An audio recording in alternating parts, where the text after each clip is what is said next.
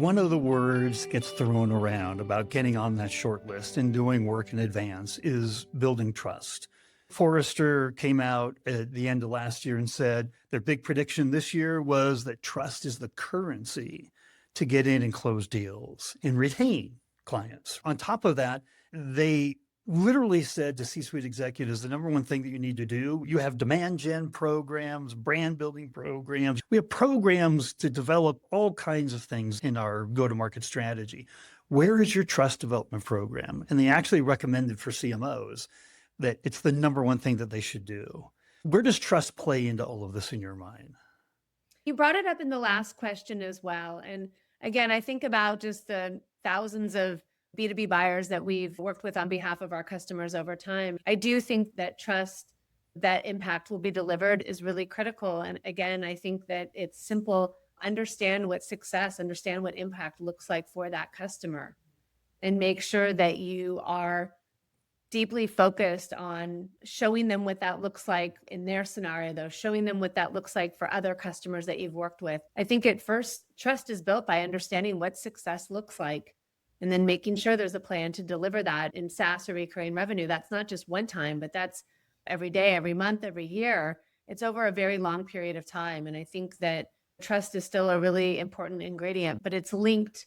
Trust and customer obsession are linked concepts from my perspective. They're not separate. So you said something earlier that I made a mental note that I wanted to come back to. You made sure to say that we need to understand both the emotional and rational reasons why buyers make decisions. And there's lots of studies that talk about actually how in B2B, big deals, enterprise deals even, that the majority of the decision making is based on emotion, the risk. These are big decisions. These can be career kind of making decisions, right? Yeah. And what's interesting, we never really think about it this way because we've all been buyers. As a CGO, you're a buyer, right? I'm sure you added to your tech stack. You did all kinds of things as the CGO, but that was not your defined role. You're not a full-time buyer. Just thinking about our buyers in different ways. They have full-time jobs. Being a buyer is not one of them. They're not professional buyers. How do you think about just thinking about the buyer and knowing that the emotion is at least 50% of this decision-making criteria?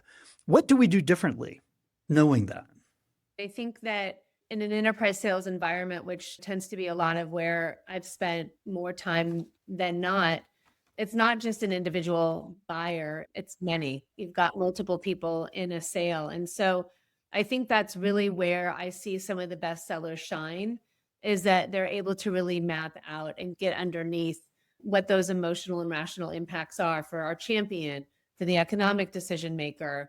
I'd say to a lesser degree to the individual user, but there are still multiple people that are involved. And that is where you see your best sellers shine. They understand what success looks like, and they're able to, again, paint the picture, confirm that the solution will deliver upon that, offer proactive references that will get beyond, build confidence and trust in what's being purchased.